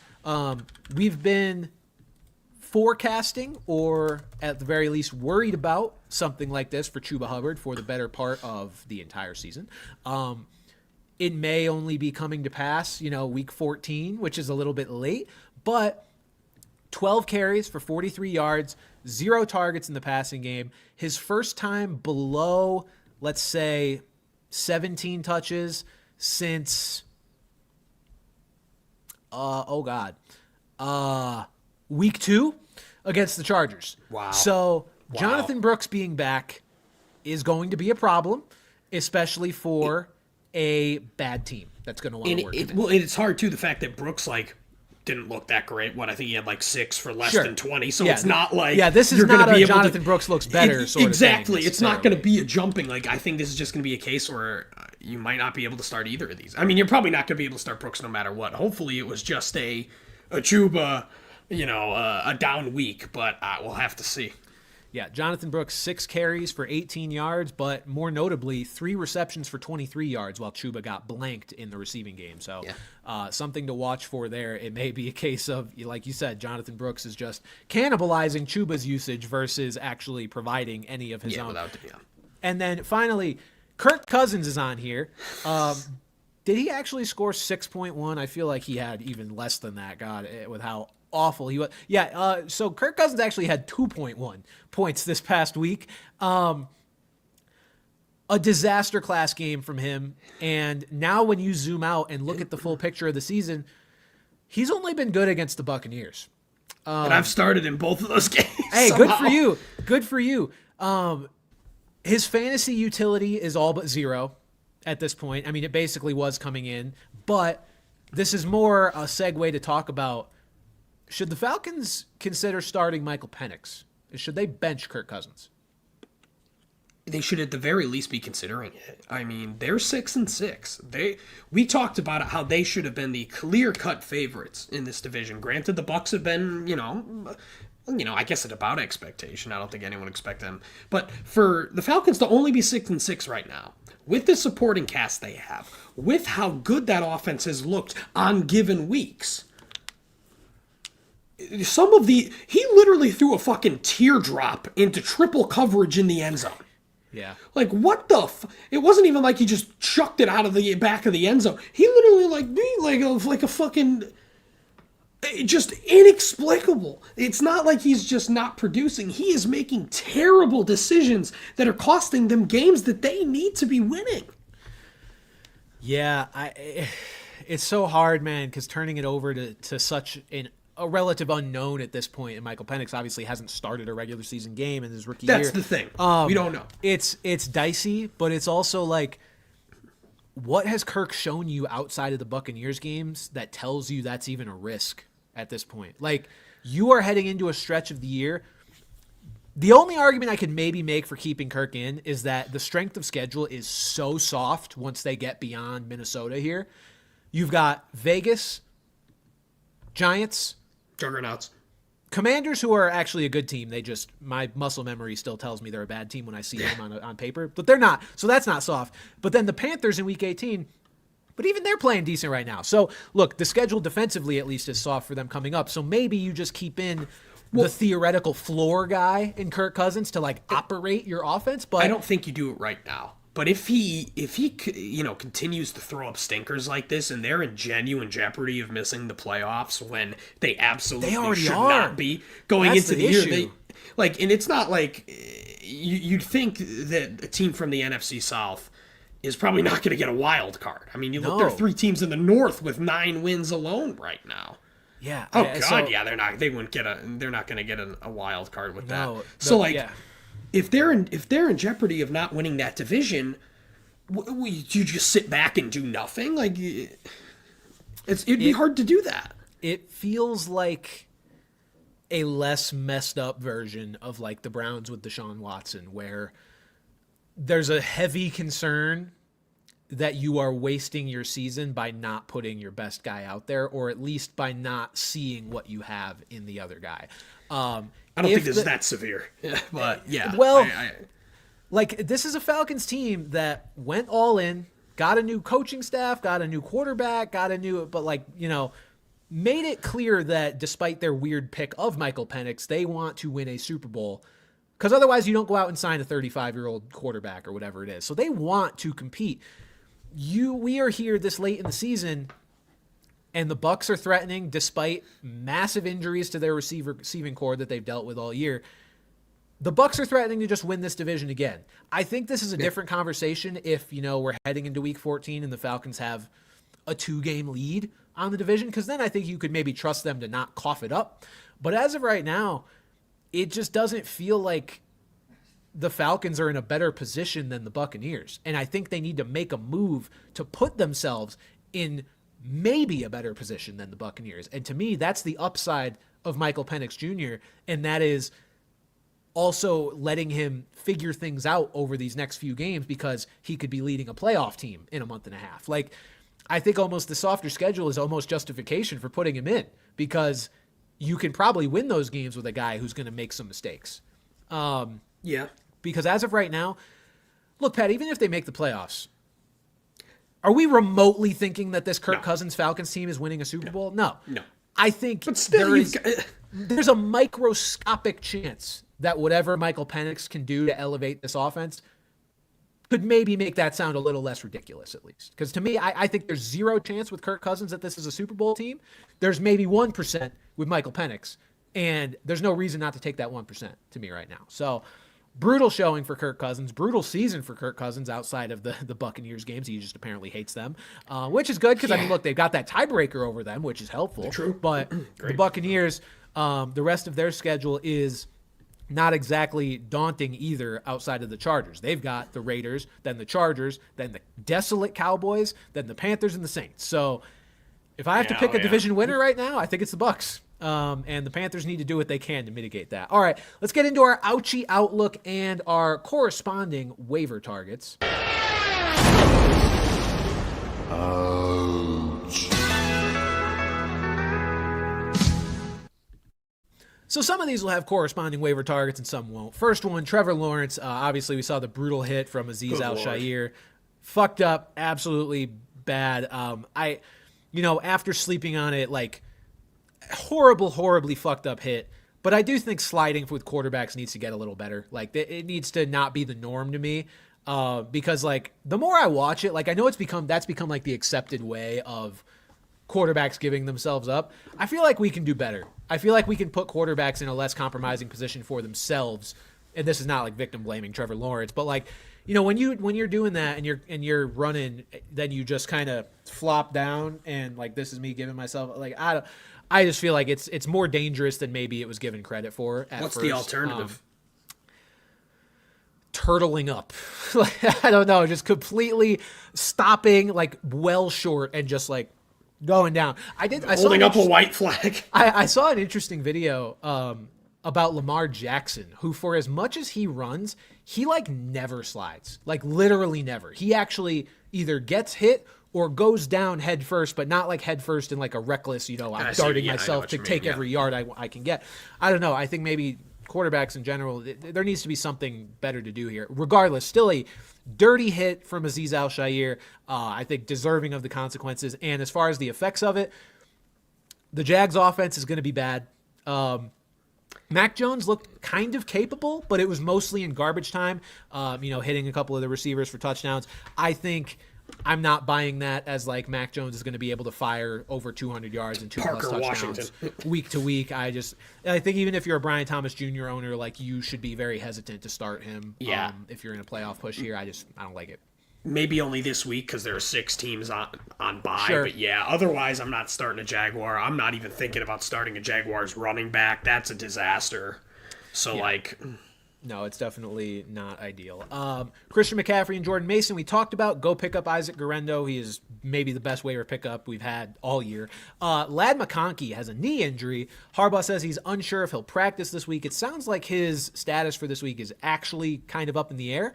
And to me, this opens things up for Will Dissly. I think he is the main beneficiary if Ladd McConkey misses time. I don't think this opens much up for Quentin Johnston just because he and Ladd McConkey are nowhere near the same type of receiver, and Quentin Johnston is just not a guy who gets hyper-targeted. Quentin Johnston, how's this for a player comp, Pat? Quentin Johnston and Nick Westbrook-Akina are like the same guy. Quentin Johnston except maybe Nick Westbrook-Akina catches the ball. Quentin Johnston doesn't necessarily catch as many or as far of deep balls as Westbrook-Akina has, who we'll talk about in a minute. But it's like every catch is a touchdown, or it's nothing, or it's just like a throwaway kind of thing. He's not a hyper-targeted player. I don't think Ladd McConkey being out is really even beneficial for Quentin Johnston. But I think Will Dissly is the kind of guy who has been a go-to target for Herbert at times this year and would become even more of one if McConkey were to miss this game. So that's especially really all I'm with looking at. Mark Andrews, Zach Ertz. I'm probably forgetting some other guys, some other starting tight ends. Let's see.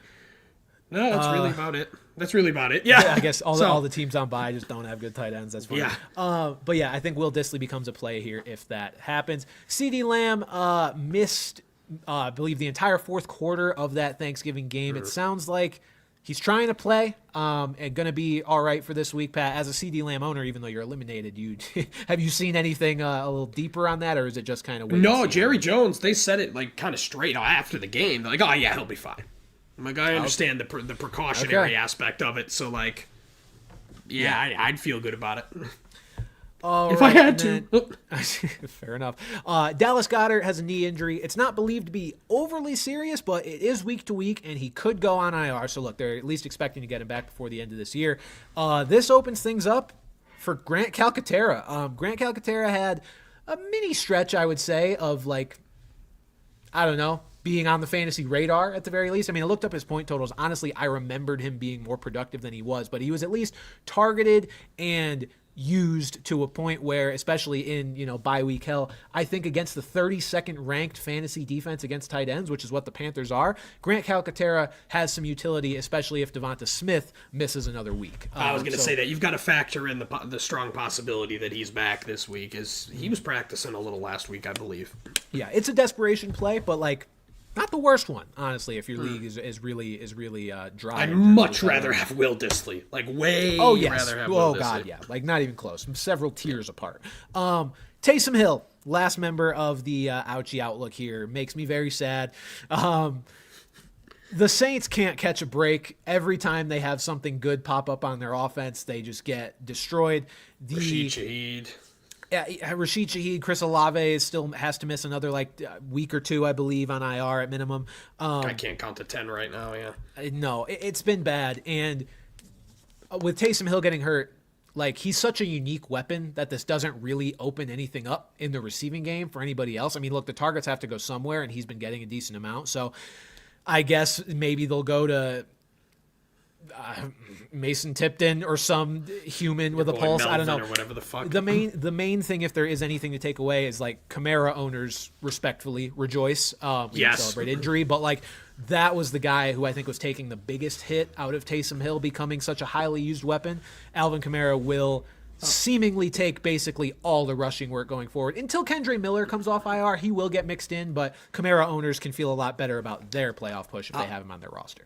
I'll tell you what, it'll be really interesting to see what the next coach does with Taysom Hill. Like, do they utilize him as heavily as Sean Payton and then Dennis Allen's, coordinators did that? Because he's looked good. He's obviously a weapon. Like, is he like a great football player? No, but he's the ultimate Swiss Army knife.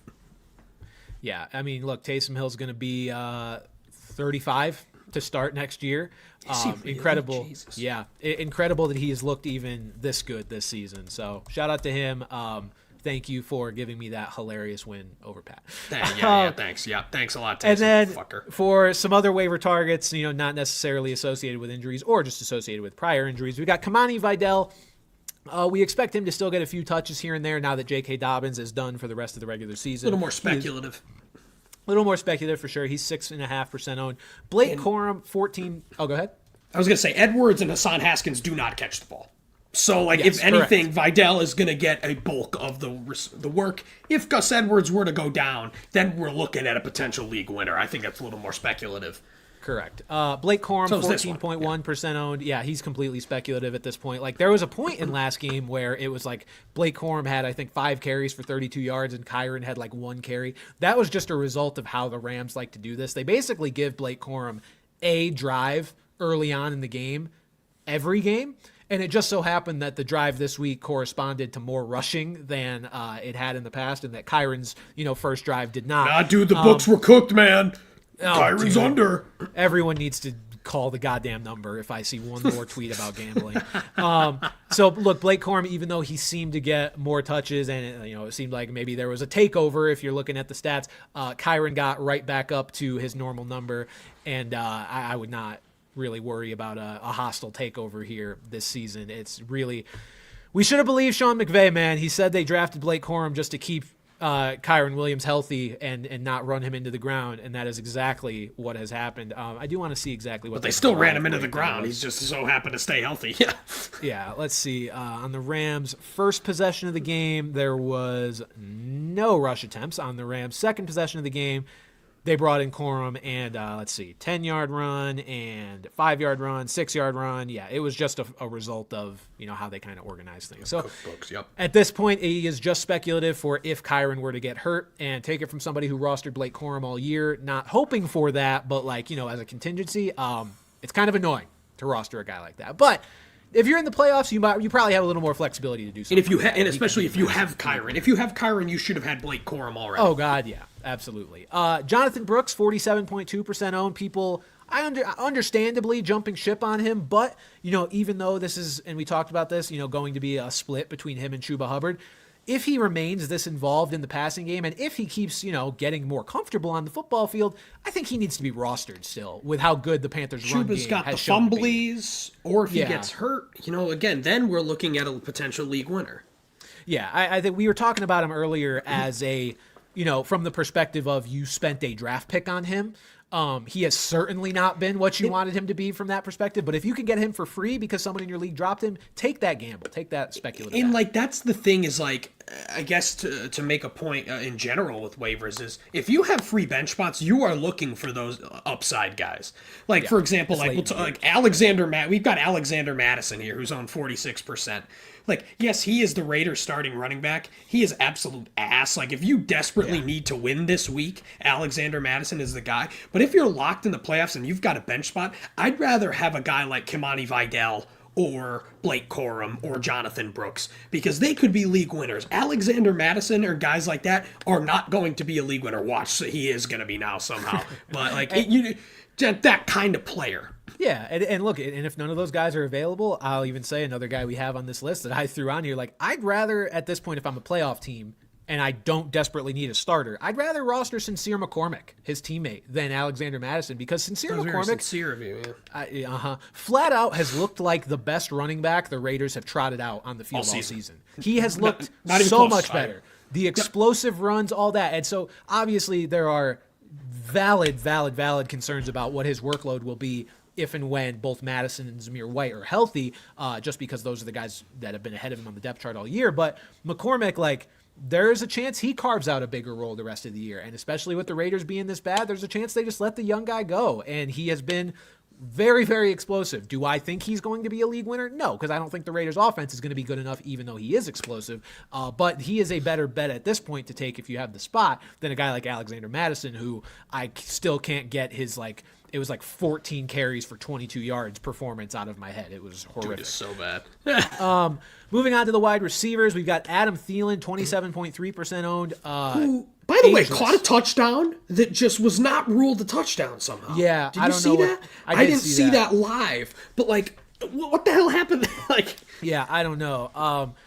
With or without that touchdown, he is showing he is ageless and still has plenty left in the tank. And with a revamped and rejuvenated Bryce Young, I was about to say that, yeah. Well worth owning, well worth starting if you're really in a pinch for a flex kind of guy. And now for the funniest season ever. Nick Westbrook-Akina. Like, listen.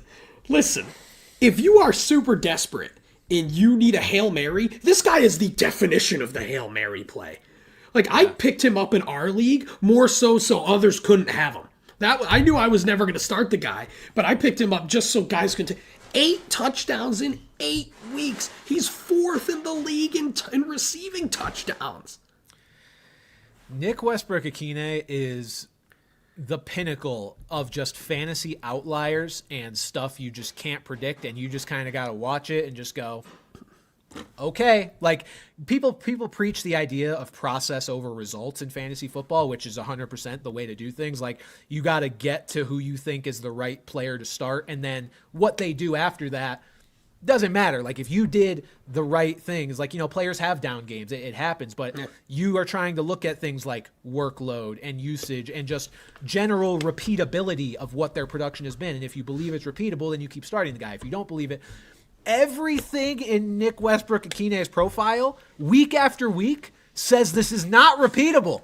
We talk about touchdowns all the time as being he can't keep getting away with this. We always talk about touchdowns as being not like a sticky stat. Like, you can't bank on a guy to get touchdowns. You should be looking at them to get everything else, and then you hope the touchdowns will come, because fantasy football at the end of the day is a volume-based sport.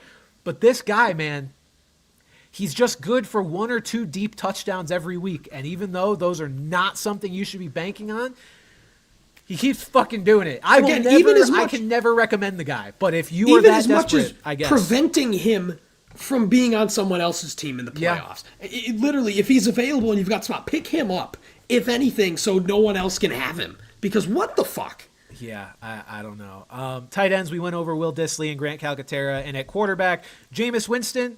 Kind of the Nick Westbrook-Akina of quarterbacks, like the highest upside with the lowest floor you could ever think of. I would hope, if you're still listening to this podcast, meaning that you are in your fantasy playoffs, you do not have to resort to Jameis Winston, but shit happens, especially with this bye Mageddon. And then the last player, Russell Wilson. He's actually had a nice stretch of games now. He really has. Seems like he is kind of coming into his own as an old man here, and is getting comfortable. Did you see the report that Arthur Smith turned down North Carolina because he's expected to get head coaching interest in the NFL? I saw he turned down North Carolina. I thought it was because he was happy in Pittsburgh. I did well, not he said see that too, but then Ian Rappaport said he was expected to have some interest. Hilarious. But hey, that offense has been good. Maybe the guy just is a good offensive coordinator and nothing more. We'll find out if he gets another job and shits the bed. Yeah, and look, I might have overstated Russ's last few games. So he went for 26.86 this past week.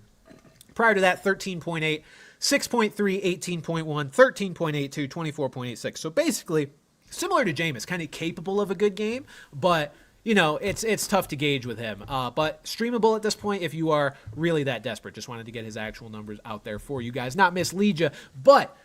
Thank you guys for tuning in to the return episode of Brand Coverage. We will be back here once again next week, 7:30 Eastern Time on Tuesday. So, for Pat Gustafson, I'm Brandon Carney, and we will see you guys next time.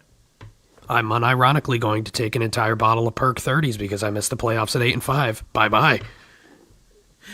And for those of you still here, you know how this works by now. We answer a few of your questions, even despite that seeming sign-off there. So, if you have questions, feel free to drop them in the chat. Our buddy texted me saying, you got to have the Perk 30s ready for the pod. I'm like, brother. Got a couple of dono questions. Alex with $1.99 said, 5 sports media personalities you'd have a beer with. Okay, well I wouldn't have a beer with anyone. Yeah, Pat and I don't drink, but... The number one answer is obviously Charles Barkley. Oh, God, that's a good one. Could you imagine that man hammered? That man is ripping off absolute heaters, presumably stone cold sober. On Inside the NBA. That guy's he's got to be number one. Now, let's see. I would definitely include Scott Van Pelt. I've got a crazy answer here, too. With. Yeah. Go ahead. Hit me. Gene Steratore. I want to see if he actually agrees with the call on the field when he's fucking hammered watching a game. Or if he finally lets loose. I would throw in Pat McAfee. I don't agree with the called you. I'll throw in Pat McAfee. The energy might be a little high, but I'd still like to meet the guy. Let's see, God, sports media person. It's hard to think of when I like Jeff Passan. Like ESPN. I want to hear him do the Elmo voice all the time. Jeff Passan seems like a cool guy to hang out with. I dig that. I'm just gonna say like not Stephen A. Smith and end it there. Next question. Josh had a $2 donation. Said, should the Giants wait for Arch or draft Cam? So the Giants need to draft a quarterback now. I agree. Here's the thing. What it comes down to, and it's odd to say this because I don't know that I trust the Giants like scouting department, but in theory they have to trust their own scouting department, right? They need to determine if there's a quarterback in this draft that they really like, and if there is, you need to take that guy should he be available to you. And they're going to have a super high pick, so like I feel like they'll fall in love with somebody. This is not like a bad quarterback class necessarily, so I don't think you can afford to wait. Like jobs are on the line here. You can't really afford to wait. Like you're looking at Joe Shane, who if he's around by the end of this season, this will be the last big draft he ever has unless they have a good year. So they need to show some promise next year. They're going to draft a quarterback, assuming Shane is their GM still. He shouldn't be. He really should not be. I know. And I don't know if he will be. I honestly don't. But if they stick with him, like, Joe Shane can't sit there and be like, I'll wait for next year. Like, that's not an option. And I also just, at this point, we don't know if Arch Manning is, like, going to be this super great quarterback prospect. We have ideas.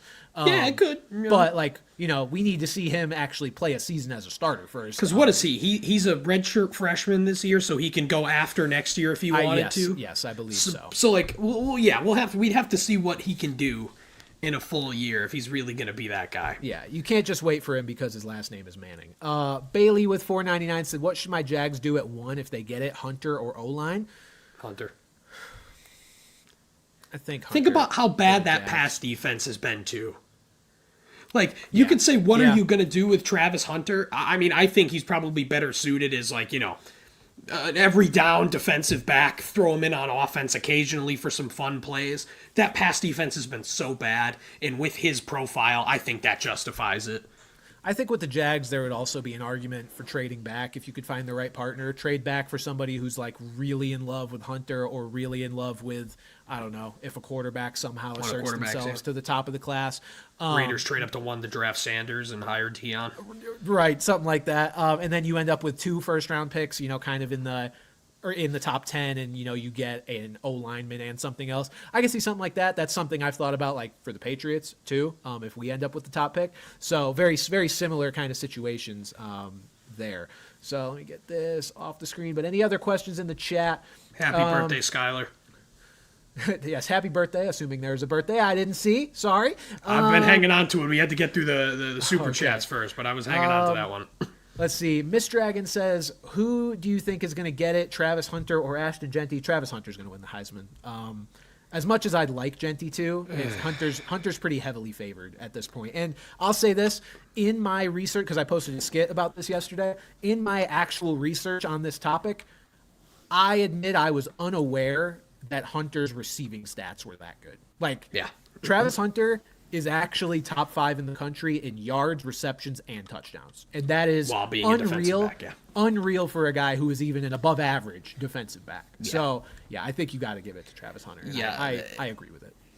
Yeah, I don't necessarily watch enough college football to have a super strong opinion, but Travis Hunter, I'm confident that he is going to get it, whether he should or shouldn't. Yeah. Do I keep starting TJ Hawkinson? I would. I mean, I don't know what your other options are, obviously, but I think he's still a top 10 guy the rest of the way. For example, like if Ladd McConkey's out, I'd rather start Will Dissly than TJ Hawkinson this week, for example. But like going forward, like I'd rather start a guy like Zach Ertz going forward over TJ Hawkinson. I think what has Ertz been doing? Honestly, Zach Ertz has been in seems to catch a touchdown every week. I have not God, he's 100 years old. How does he do this? Yeah, he does catch a touchdown every week. The Cliff Kingsbury effect.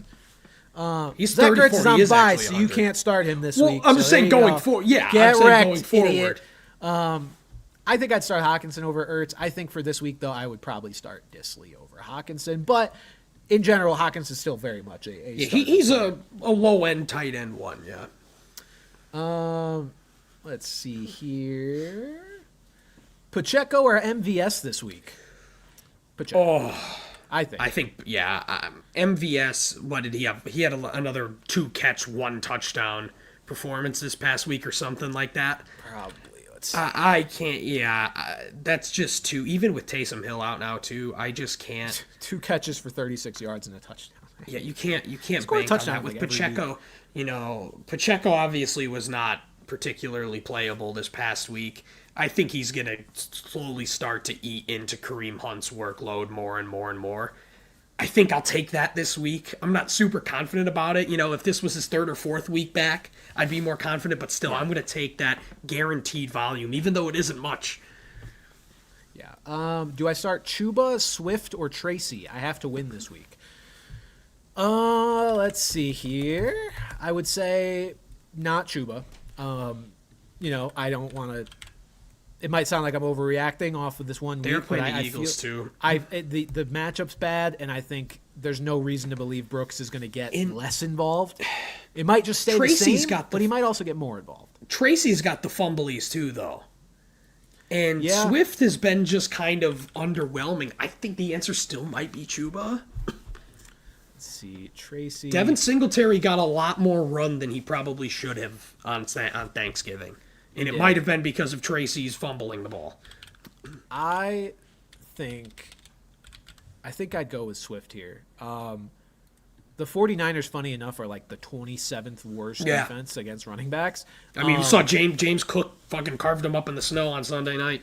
Yeah, so let me look at the box score, actually, against the Bears. So we had DeAndre Swift was the only running back to record a touch against the Bears. So I think I'd go Swift. He's been good most of the year, despite, a lackluster last couple of weeks. But even these last couple of weeks, in half PPR, he's still getting you 8.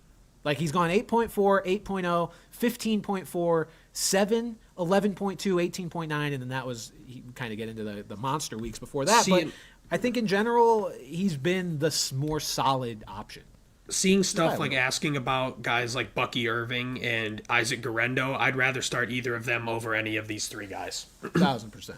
That covers a lot of questions being asked. So, Bran, there's another one I liked. Where'd it go? I'll go rip this one. No, you go ahead. Yeah, Bran, I need a tight end. It's either Pitts, Schoonmaker, or Jawan Johnson. How far Kyle Pitts has fallen. Good Lord. Again. But Kyle Pitts has, let's see, the last 4 weeks has scored a total of about 10 points over the last 4 weeks, including a goose against the Chargers. You can't start Kyle Pitts.